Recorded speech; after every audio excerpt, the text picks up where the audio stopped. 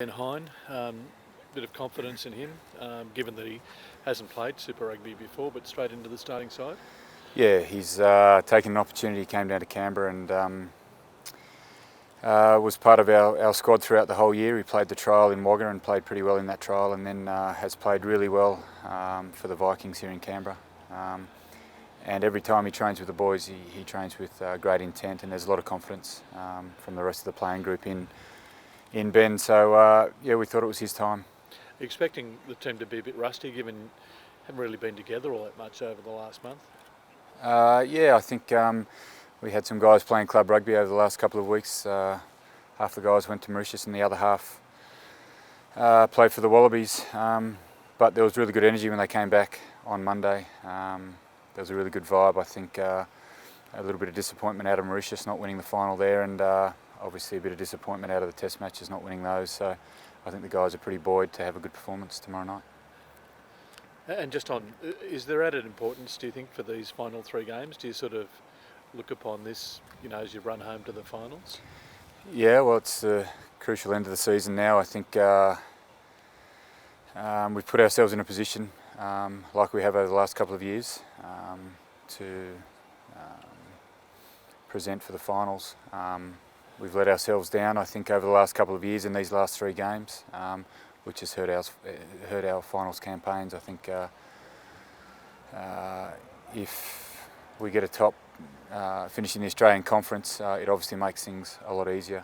If we don't finish top in the Australian Conference, then we're faced with the same battle that we've been faced with over the last couple of years, where we have to fight our way through quarter-final, semi-final away from home. What's let you down in previous years in this run? Well, a number of different things. I think we've had a few injuries over the past couple of years. Where we're at the moment is we've got a couple of guys out, David Pocock, Joe Tamani, Jordan Smiler, all out at the moment, but some really keen guys to get in there and fill their shoes.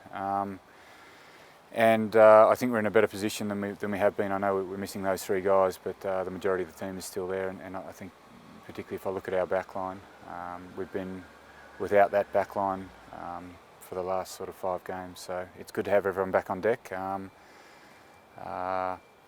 we don't really look back on previous years and sort of compare where we were then to where we are now. It's a new team, it's a new competition this year, and our focus is purely on winning the game tomorrow night. I know you've had quite narrow focus and the cliche of taking it each week at a time, Yep. looking one game ahead sort of thing, but are the guys aware of how crucial these games are towards finals? Like, has it been talked about?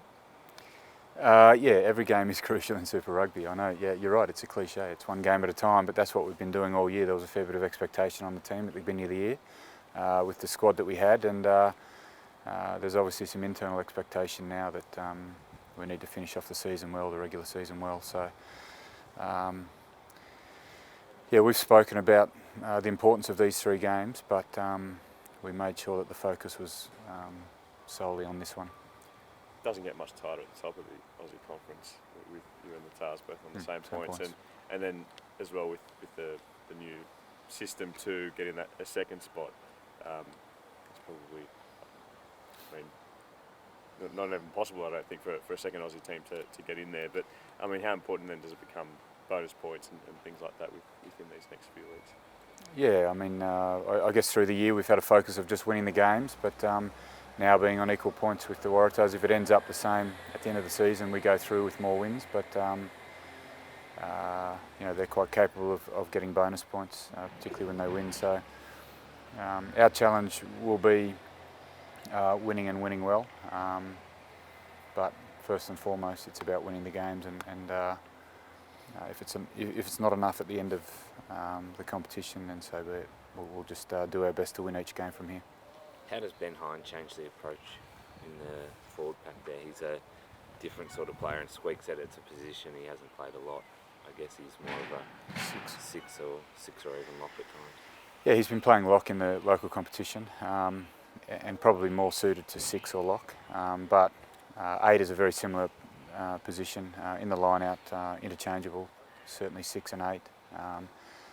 I guess at the back of the scrum will be his biggest challenge, but we'll look to rotate some guys depending on the defensive scrum or the attacking scrum. We'll have a different setup there, so that'll take a bit of pressure off him there. And then around the paddock, the roles are exactly the same. So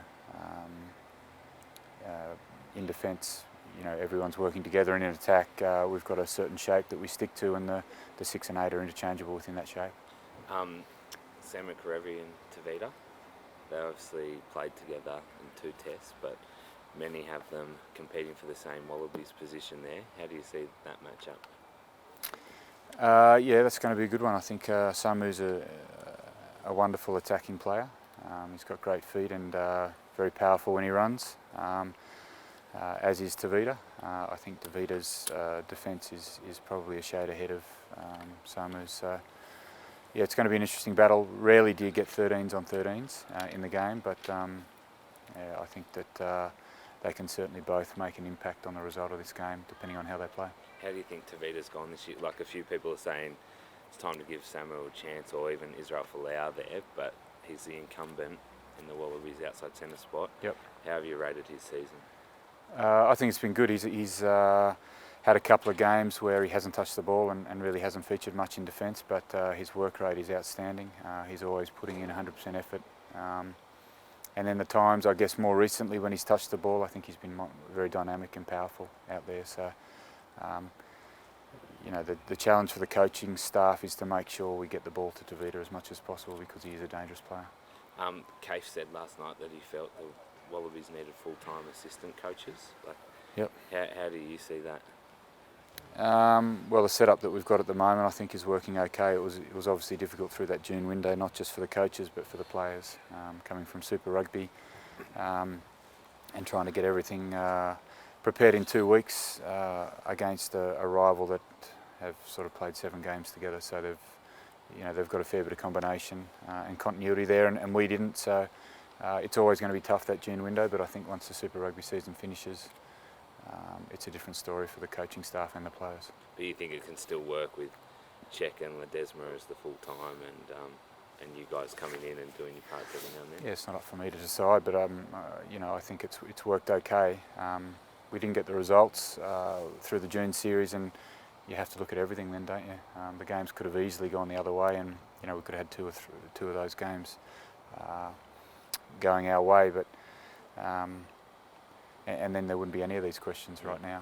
But yeah, it's something that we certainly have to look at, the whole program, the playing squad, the coaching staff, and reassess where we need to be for next year, because I think that June window's over now, and the next challenge we have as a Wallaby outfit is the Rugby Championship. One last one from me, just backtracking to Tavita, still the best 13 in Australia in your eyes? Yep.